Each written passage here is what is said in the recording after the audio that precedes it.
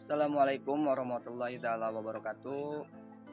Perkenalkan, nama saya Derlan Iksan Fauzan, semester 5. Di sini saya akan menerangkan faktor-faktor yang mempengaruhi sebuah inovasi kurikulum. Pertama, apa yang akan saya bahas di sini? Yang pertama adalah visi terhadap pendidikan. Pendidikan merupakan persoalan asasi bagi manusia di lingkungan masyarakat. Manusia sebagai makhluk yang dapat dididik. Lalu akan tumbuh menjadi manusia dewasa dengan proses pendidikan yang dijalaninya ataupun dialaminya. Berikut beberapa yang akan saya bahas, antara lain adalah kemampuan untuk membedakan antara yang baik dan yang benar. Baik dan benar di sini adalah membedakan dengan moral identitas dan yang buruk.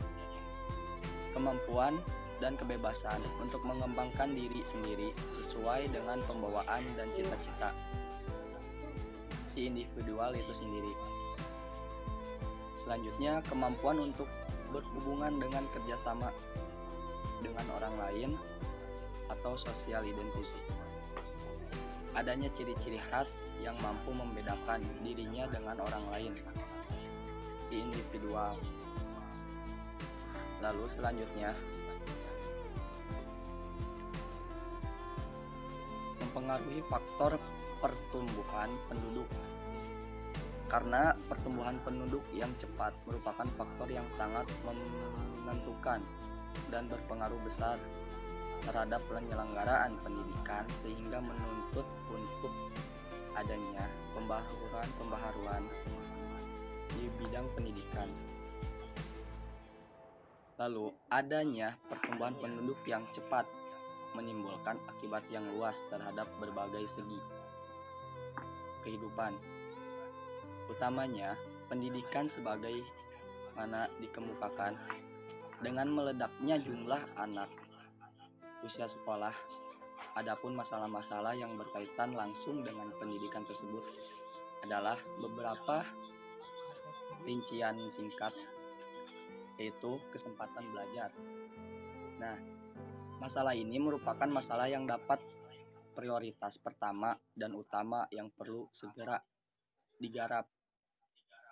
Karena caranya adalah dengan menciptakan sistem pendidikan yang dapat menampung sebanyak mungkin anak-anak usia sekolah. Selanjutnya, ada masalah kualitas pendidikan. Kurangnya dana, kurangnya jumlah guru, kurangnya fasilitas pendidikan akan mempengaruhi merosotnya waktu pendidikan. Oleh sebab itu, dalam mengatasi masalah ini, pemerintah telah berusaha meningkatkan kemampuan guru lewat training, menambah fasilitas, menambah dana pendidikan, mencari sistem mengajar yang tepat guna, dan sistem evaluasi yang baik, sehingga dapat meningkatkan mutu pendidikan secara bertahap. Lalu ada masalah relevansi. Nah, masalah relevansi ini pada prinsipnya cukup mendasar. Dalam kondisi sekarang ini, sangat membutuhkan ataupun dibutuhkan output pendidikan yang sesuai dengan tuntutan masyarakat, terutama dalam hubungannya dengan kesiapan kerja. Hal tersebut lebih jelas dengan dihadirkannya konsep link and match. Nah, yang salah satu tujuannya adalah mengatasi persoalan relevansi tersebut. Lalu selanjutnya ada masalah efisiensi dan efektivitas. Nah, apa itu? Yaitu pendidikan diusahakan agar memperoleh hasil yang baik dengan biaya dan waktu yang sedikit. Karena itu, ini berarti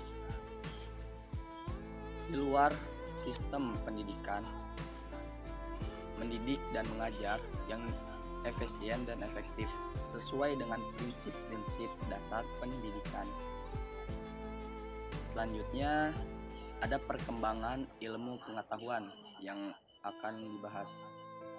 Nah, perkembangan ilmu pengetahuan yang cepat ini tidak harus diikuti dengan penambahan kurikulum sekolah di luar kemampuan meskipun kondisi anak didik perlu diperhatikan.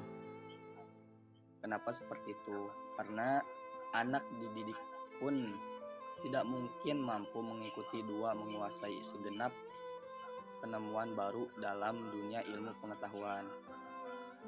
Tanggapan yang biasa dilakukan dalam kependidikan terhadap perkembangan ilmu pengetahuan ialah dengan menanamkan ataupun memasukkan penemuan dan teori ke dalam kurikulum sekolah.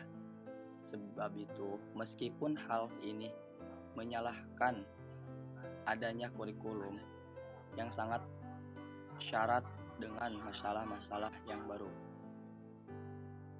Selanjutnya, terkait hal tersebut, ada tuntutan adanya proses pendidikan yang relevan. Bagaimana? Contohnya sebagaimana telah dikemukakan bahwa salah satu tuntutan diadakannya inovasi di dalam pendidikan adalah adanya relevansi antara dunia pendidikan dengan kebutuhan masyarakat atau dunia kerja. Nah, sebab itu berkenaan dengan hal tersebut, pendidik dapat diperoleh dari sekolah maupun dari luar sekolah. Cukup banyak pendidik yang sangat dapat diperoleh di sekolah, terutama yang bersifat pengembangan profesi dan keterampilan seperti pembangunan karir, profesi tertentu, dan sebagainya. Contoh yang memperhambat sebuah perkembangan. Permasalahan pendidikan yang kini dihadapi sangat kompleks.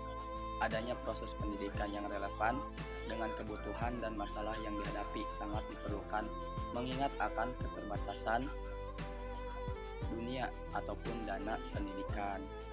Karena seperti itu masih banyak guru-guru ataupun hal sebagainya yang terkendala akan hal-hal proses hal tersebut. Dari beberapa yang sudah dijelaskan, contohnya guru yang harus memiliki jangkauan akses maupun guru honorer dan lainnya sebagainya,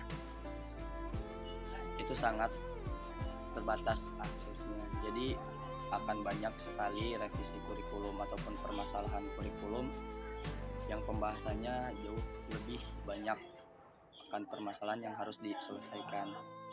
Mungkin sekian dari saya, kurang lebihnya mohon maaf. Wabillahi taufiq wal hidayah. Assalamualaikum warahmatullahi taala wabarakatuh.